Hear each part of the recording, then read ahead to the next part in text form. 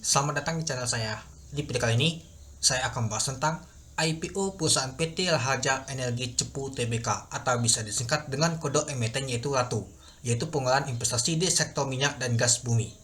Ini adalah pembahasan Propesus finalnya, teman-teman.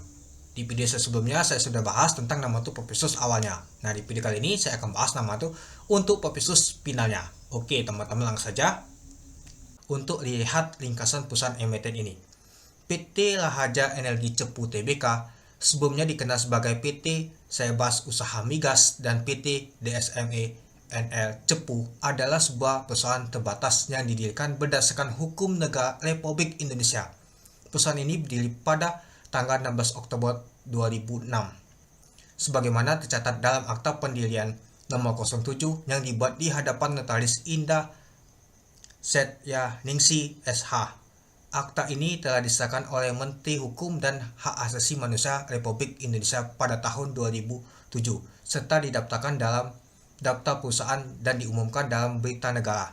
Seiring waktu, nama dan tujuan usaha perusahaan mengalami perubahan terakhir berdasarkan akta keputusan para pemegang saham nomor 18 tanggal 20 September 2024. Saat ini, perusahaan berfokus sebagai perusahaan holding dengan aktivitas utama pengolahan investasi di sektor minyak dan gas bumi. Sebagai perusahaan holding, PT Raharja Energi Cepu Tbk mengolah kepemilikan hak berpartisipasi minat di dua blok eksploitas minyak dan gas melalui entitas anak dan perusahaan asosiasi, yaitu blok Jabung dengan kepemilikan sebesar 8% dan blok Cepu sebesar 2,2423%. Perubahan tujuan usaha perusahaan dari sektor pertambangan ke aktivitas konsultasi, manajemen, dan perusahaan holding mencerminkan adaptasi strategis bisnis terhadap peluang dan tantangan di industri energi. Dengan demikian, PT Raharja Energi Cepu terus memantapkan perannya dalam mendukung eksplorasi dan pengolahan sumber daya energi di Indonesia.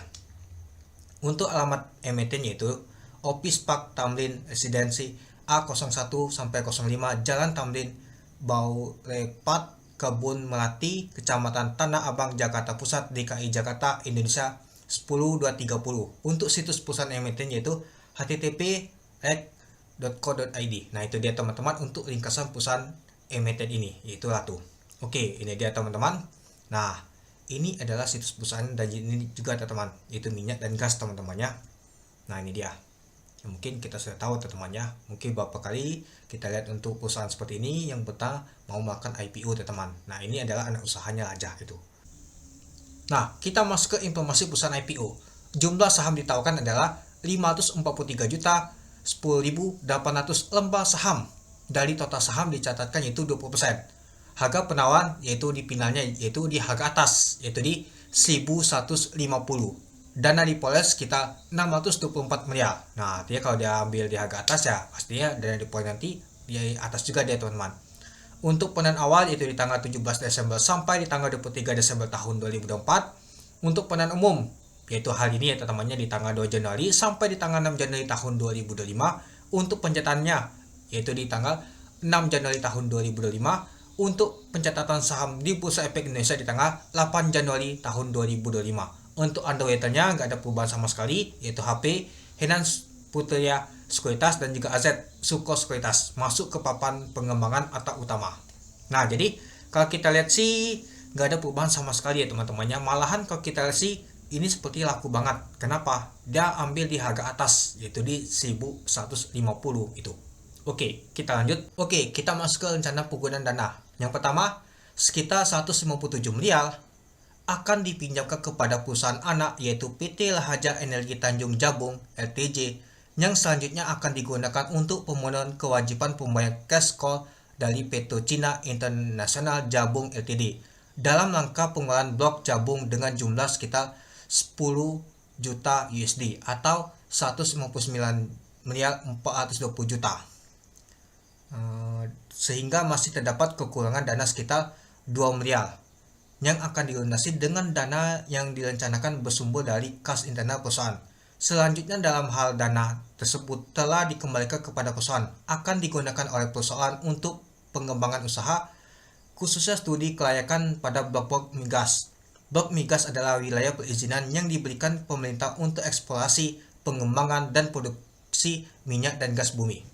Yang kedua, sekitar 34 miliar akan dipindahkan kepada perusahaan asosiasi yaitu PT Petrogas Jatim Utama Cendana yaitu PJUC yang akan digunakan untuk mendukung kegiatan operasional melalui pemenuhan kewajiban pembayar cash call dari Exxon Mobil Cepu Ltd dalam rangka pengolahan blok Cepu dengan jumlah sekitar 2.200 US dollar atau setara dengan 35 miliar.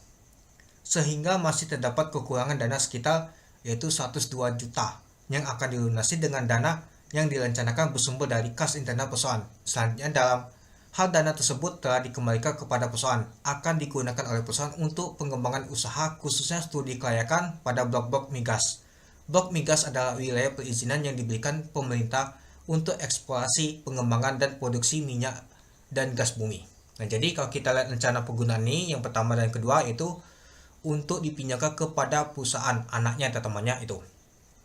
Lalu yang ketiga yaitu sisanya akan digunakan untuk modal kerja seperti remunerasi karyawan serta pengurus dan pengawas yaitu direksi dan dewan komisaris dan biaya operasional perusahaan.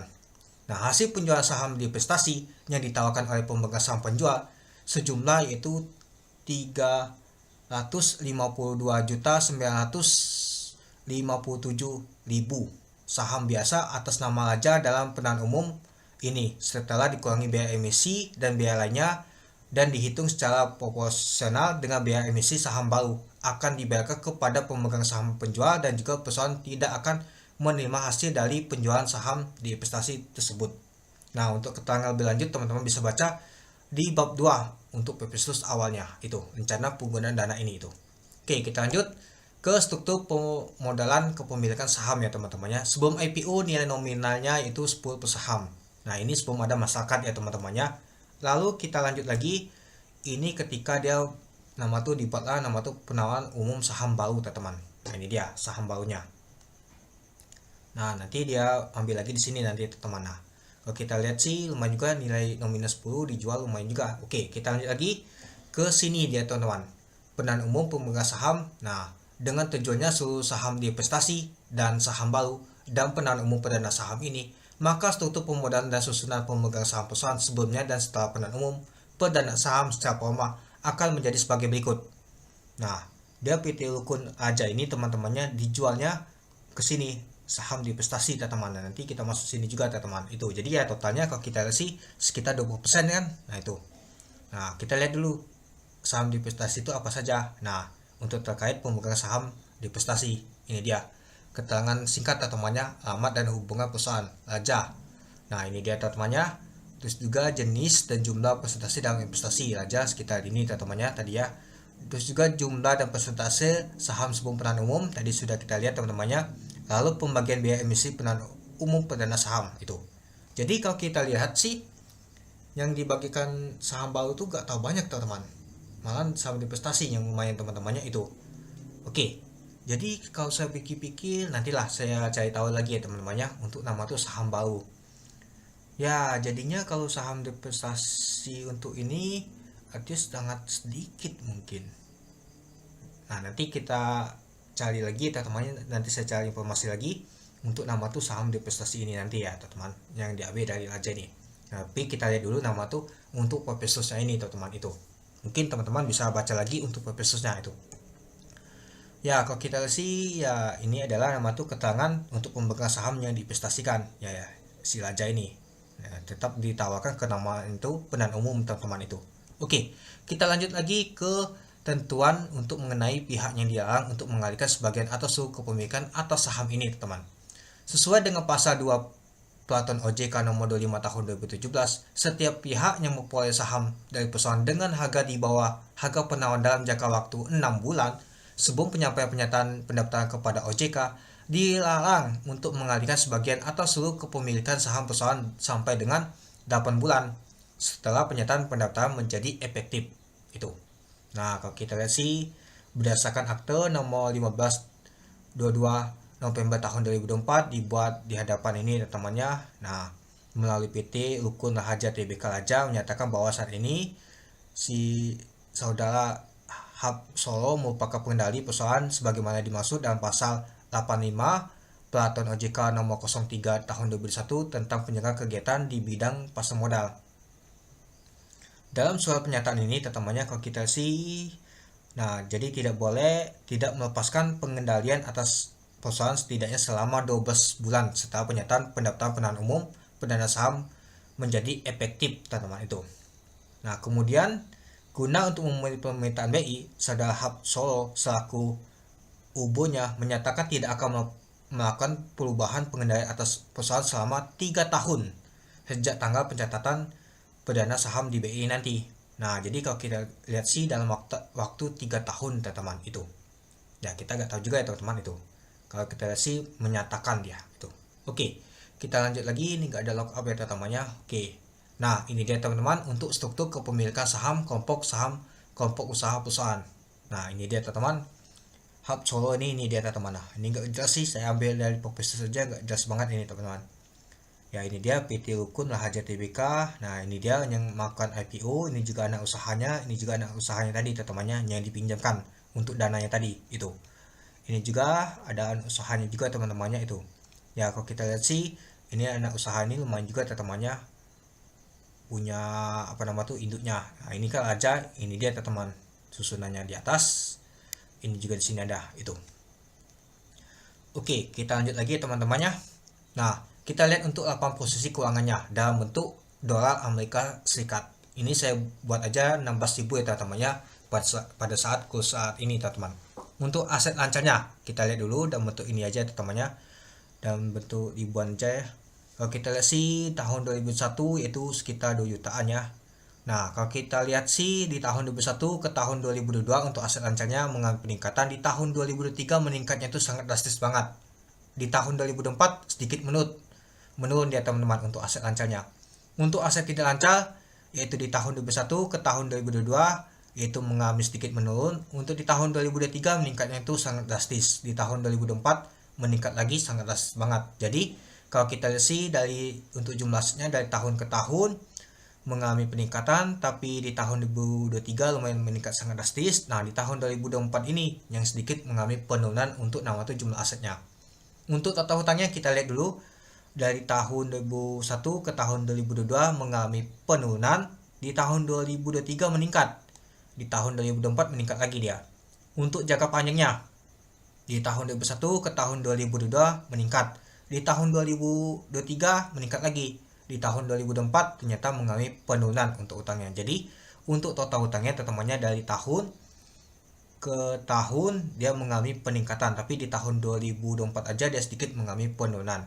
Untuk ekuitasnya dari tahun 2021 ke tahun 2022 mengalami peningkatan sedikit, di tahun 2023 lumayan meningkatnya, tapi di tahun 2024 dia sedikit mengalami penurunan, agak lumayan juga menurunnya itu.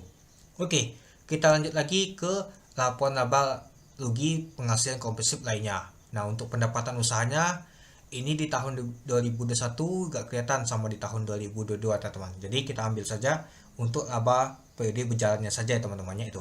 Tapi kita lihat dulu di tahun 2023, untuk di tahun 2023 ke tahun 2024 sampai di bulan Juni kalau kita mengalami peningkatan itu sangat drastis banget ya teman-teman itu. Nah, coba kita lihat dulu untuk laba periode berjalannya. Untuk di tahun 2021 ke tahun 2022 mengalami peningkatan. Di tahun 2023 meningkatnya itu sangat drastis banget. Coba kita bandingkan di tahun 2023 ke tahun 2024. Di tahun 2024 sangat naiknya itu lumayan juga teman-temannya dibandingkan di tahun 2023 sampai di bulan Juni itu.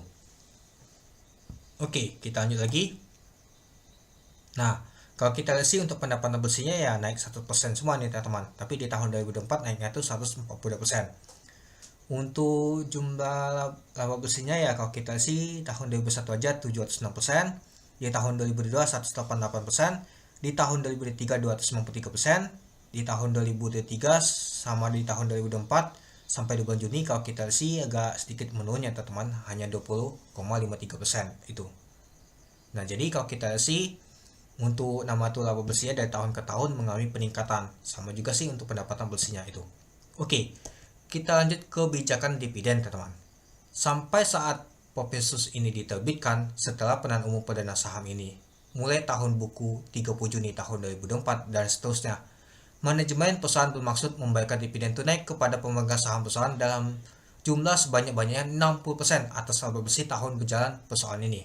Nah, jadi kalau kita lihat sih teman-temannya, dia membagi dividen. Artinya di tahun 2025 tuh sudah mau bagi dividen ya teman-teman. Nah, kita nggak tahu kapan dia teman-temannya.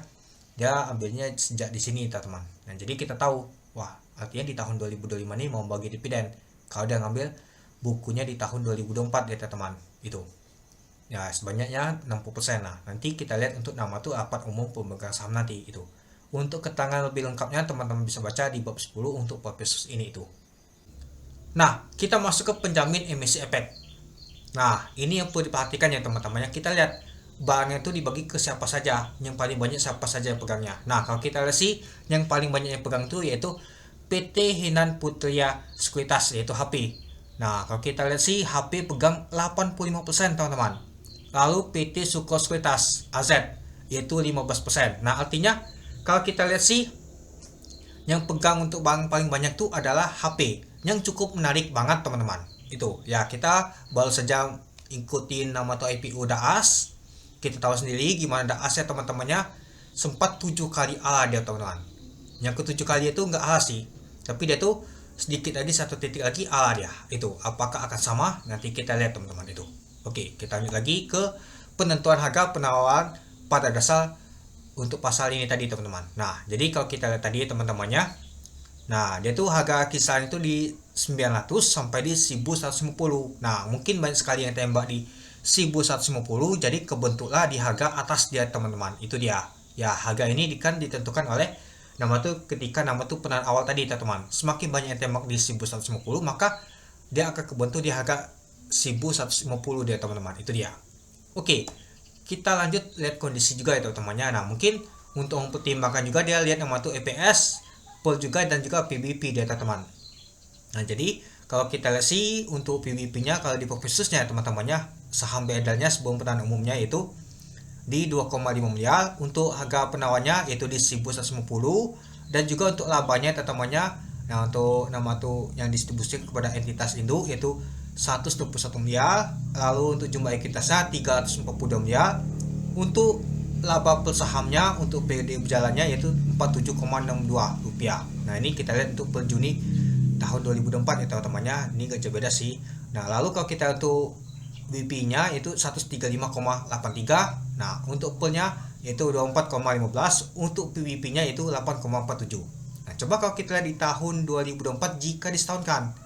Ya, kalau untuk jumlah sahamnya itu beda sama ya teman-temannya, untuk harga penawarannya juga sama. Nah, untuk laba yang dapat didistribusikan kepada entitas induk yaitu 242 miliar. Untuk jumlah ekuitasnya juga sama, gak ada perubahan. Untuk laba per saham periode berjalannya jadinya 95,24. Untuk BBP-nya 135,83, untuk P-nya 12,07, untuk PBP-nya itu 8,47. Nah, itu dia teman-teman. Nah, ini perhitungan untuk nama tuh untuk kursnya di 16.421 per 30 Juni tahun 2024 itu dia. Nah, coba kita bandingkan nama tuh sama komputer lainnya teman-teman, seperti MEDC, NNG, Elsa, Pegas. Nah, kalau kita lihat sih untuk Mac ini teman-temannya 8,32 untuk P-nya, untuk disetahunkan 4,16, untuk PBP-nya 0,77. Nah, rata-rata kalau kita lihat sih 9,37, 4,08, 0,66. Sedangkan kalau kita tadi itu agak kurang ini teman-temannya, agak sedikit mahal kalau kita bandingkan sama kompetitor teman-temannya. Tapi ya, kalau kita untuk PBP-nya rata-rata tuh 0, semua teman-teman. Sedangkan kalau kita lihat untuk nama tuh untuk Lato ini agak lumayan juga teman-teman, 8,47 itu. Dan untuk punya kalau kita lihat sih lumayan agak tinggi juga teman-temannya. Malah kalau kita lihat ini agak rendah semua teman-teman. Itu dia kalau kita bandingkan sama kompetitor itu. Tapi kalau kita lihat sih gak tahu masalah sih. Yang paling penting tuh ya kalau kita lihat sih si underwriternya juga, dan juga ada kepentingan apa itu. Oke. Coba kita lihat untuk policy Lato kurs di 16.000 ya teman-temannya. Ini buatan saya teman-temannya, hitungan saya. Untuk harga yang sama itu di 1150. Nah, ini untuk nama itu di tahun 2023 dan juga di tahun 2024. Untuk PBB-nya di tahun 2023 yaitu 7,09 kali, untuk di tahun 2024 itu 9,34 kali. Untuk pelnya 7,97 kali di tahun 2023, di tahun 2024 itu 13,12 kali. Untuk BP-nya di tahun 2023 itu 162,19, untuk di tahun 2024 103,08. Untuk delnya di 108,83% di tahun 2023, di tahun 2024 142,38%. Untuk OI-nya di tahun 2023 88,94%, untuk di tahun 2024 itu 71,23%. Untuk EPS yaitu 144,25 di tahun 2023, di tahun 2024 itu 87,67. Untuk jumlah sahamnya yang di stok pun tadi itu 2,7 miliar. Untuk ekuitas di tahun 2023 440 miliar, untuk di tahun 2024 itu 334 miliar. Untuk laba bersih di tahun 2023 setahun ini ya 391 miliar, untuk di tahun 2024 yaitu 238 miliar jika disetahunkan. Untuk total hutangnya di tahun 2023 yaitu 479 miliar, untuk di tahun 2024 yaitu 475 miliar. Untuk market cap di 1150 yaitu 3,1 triliun. Nah, jadi kalau kita lihat sih untuk policy untuk kartu ini, kalau menurut saya sih standar saja sih, nggak terlalu mahal banget ini teman-teman. Malahan agak cukup menarik juga sih itu. Oke, kita lihat dulu nama tuh penjataan terpusat polling teman-temannya.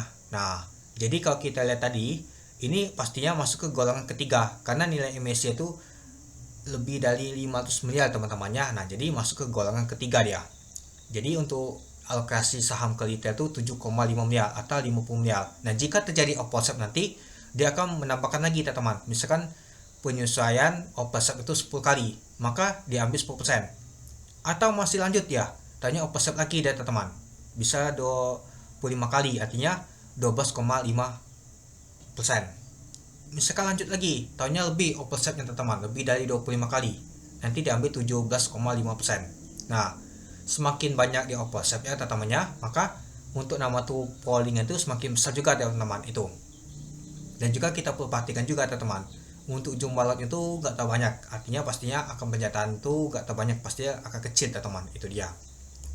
Nah, jadi kalau kita lihat sih kalau untuk saat ini ya yaitu 8% teman-teman untuk di polling ya teman-temannya.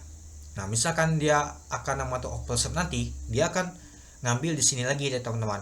Ini nggak jadi, dan nanti ngambil di penyesuaian 1, 2, atau 3. Pasti kalau saya tebak sih penyesuaian ketiga. Nah, itu. Nah, jadi dia tuh sudah dibuat teman-teman untuk penjataan retail dan juga penjataan nama tuh atas itu. Oke, kita lanjut lagi kesimpulan.